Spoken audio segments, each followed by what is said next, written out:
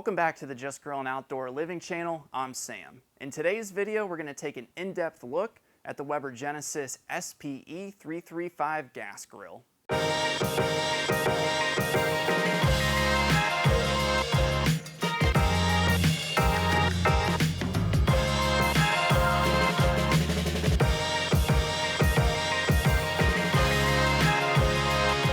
For 2022, Weber revamped the entire Genesis gas grill line. The SP-E-335 is a special edition model and one we really like here at Just Grillin Outdoor Living, and we think you'll like it too.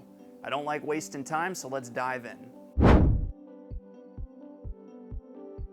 Appearance isn't everything, but it does matter to many.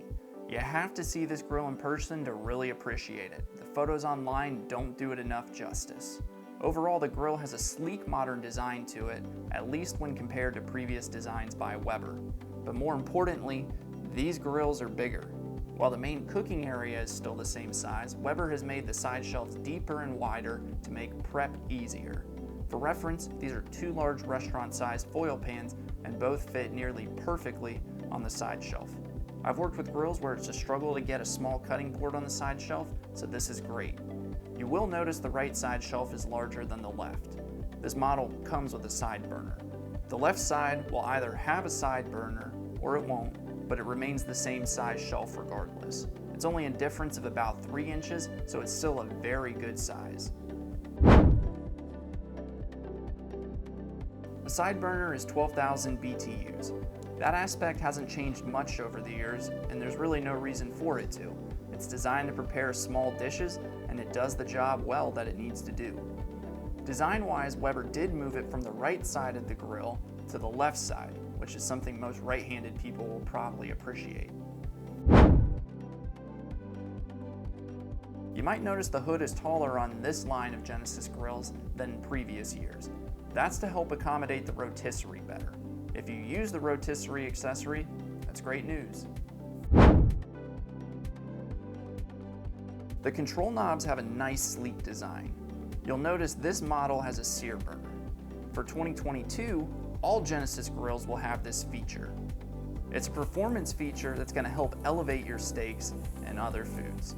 While subtle, I do like the accented color of the sear burner knob as well. Other subtle features on the outside include tool hooks on the sides of the side shelves. There's 3 on each side for a total of 6. Underneath the right side shelf are 2 hooks to hang your cooking grates on when using the Weber crafted accessories. I'm going to touch on that later in this video.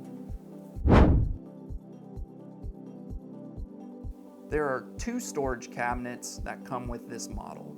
There is the main double door area right below the grill. Inside this cabinet will be your LP tank storage. If you have the natural gas model, there will be a hole in the back wall and the cart floor will be solid, which means you're going to have more storage space in this main cabinet. The Genesis models all come with the LP tank scale, for the LP models of course. While this indicator tells you when your tank is getting low, there is an easier way to spot this. Weber added a subtle red needle on the outside of the left door that will signify, so that way you don't even have to open your cabinet to check your gas levels. If you baby your grill by periodically cleaning it, then you're going to love the redesigned cleaning system. This system is so user-friendly with a pull-out grease tray. The grill comes with a scraper to push remains into the foil pans to easily clean up, trash the foil pan, and replace it with a fresh one. Underneath the grease catch pan is a shelf with a covering for more storage underneath. This is useful for small items you'd like to keep with the grill inside. One last subtle feature inside the double door cabinet is hooks for the crafted frame kit insert piece. This will be inside all Genesis grills, but if your grill comes with a crafted kit, this is where you can put this piece. This model comes with it. The next storage cabinet is designed for the Weber crafted system accessories. It features a space to house the accessories like the vegetable basket, sear grate, flat top, and so on. If you don't ever purchase those accessories, it's just more storage space, which is a bonus. There is a small spice tray cup on the door, and the cabinet also comes with a removable rubber floor mat. All of the doors on this grill use magnets to hold shut. The wheels are all the same size with 2 locking casters on the front wheels.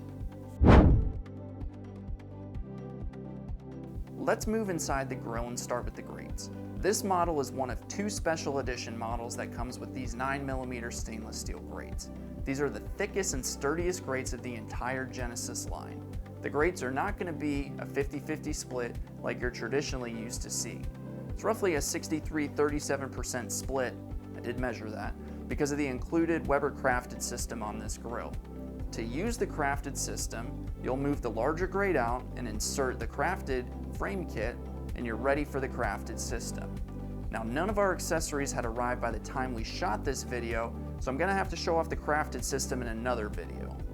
To quickly go through the crafted accessories, there's a flat top griddle, sear grate, roasting basket, baking stone, and rotisserie skewer add-on to the rotisserie spit. Weber hasn't said anything about this accessory in particular at the time I made this video, but I did see it listed on their website. It looks like a rotisserie basket is possibly in the works too. The warming rack on the new Genesis line is redesigned to give you more space. It flip folds together for space saving, and then when unfolded, it doubles your cooking space in size. There aren't hook holes, so it just needs to be gently lifted to move between storage and cooking position. It also lays flat when you don't need it at all, but it doesn't have to be taken out of the grill, which is nice. I couldn't find any info on the exact weight limit of the top rack, but I tested the front portion with 10 pounds of frozen baby back ribs, and it did not budge. Underneath the grates and crafted system are the flavorizer bars you've come to know with Weber over the years. They're stainless flavorizer bars that help protect the burners and distribute heat evenly across the cook chamber.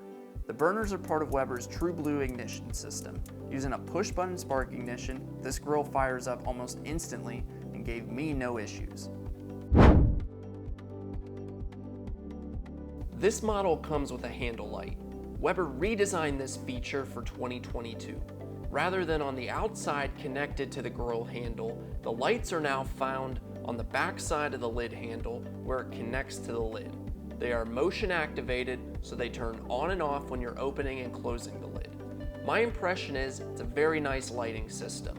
I did a couple shots with the lighting system, this first one being after the sun had set behind the tree lines and the grill lights looked fantastic. I did this again once it was completely dark out. Now, if you know anything about cameras, they don't adjust the low light settings as well as our eyes can, so this shot is actually a little bit darker than what it looks like in person, but I still think it looks very good and I'm impressed with this lighting system. That's it for the features of the grill. Let's get it fired up and check out the performance. Using my ThermoWorks signals with an ambient probe, I tested the single left burner on the lowest heat setting. I put the probe in the front and rear corner above the burner and let the grill run for 15 minutes. While I didn't get the same reading for either position, both hovered in the 200 to 220 degree range, which is pretty consistent and something I'm happy to see. I did the same test with turning the burner to its hottest setting. I had a little more disparity in the heat range, with the rear corner hovering around 318 and the front corner around 360 degrees. Next, I turned all 3 main burners on low and tested in X shape, the 4 corners and center of the grill.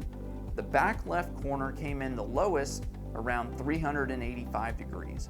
The center was the hottest, around 470 degrees, while the right side of the grill was anywhere from 410 to 430 degrees. Now it was time to crank up the heat. Turning all 3 main burners to high, the ThermoWorks signals tapped out before I could get a true reading. The probes are only rated at 571, and every position hit that in no time. So because of this, I switched to my Fireboard 2 Pro, which can read up to 1200 degrees. While I only tested in one spot, my reading averaged out around 685 degrees. That's pretty hot. And for the last ambient test, I finally turned that sear burner on.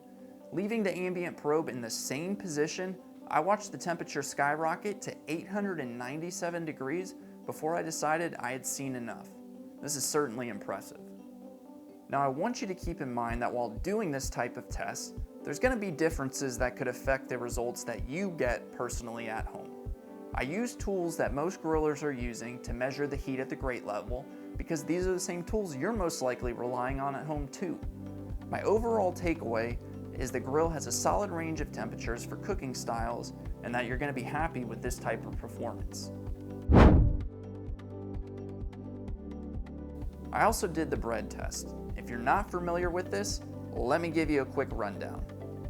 I let the grill heat for 10 minutes on high, lowered the main burners to medium for 5 minutes, and then loaded the grates with white bread. After 1 minute, I began flipping them in the order they were laid out. This shows you your hot and cool spots on the grill. This is less of a data-driven way to look at things. If you look at the bread, it's fairly consistent with the center part of the grill being the hottest. Comparing the result to the ambient heat test, everything seems right in line with the data I collected. What matters most is the grill is powerful and pretty consistent across the grates, which is what you want most in a grill. We've seen the numbers the grill puts up, but how does it do with food? I started with some veggies and was impressed with how it performed. We got decent grill marks, but more importantly, the food came out great and rendered down to the texture we wanted. Next is the burger test, just using some frozen patties for size and fat consistency. We really didn't get any flare-ups other than some flame kisses. You can't ask for more than that with burgers. And lastly, how does the sear zone perform? It worked great. The grill marks and crust was right where we wanted it, and there certainly was room for more crust if we wanted it. And that's an overall look at the Weber Genesis SP-E-335 gas grill.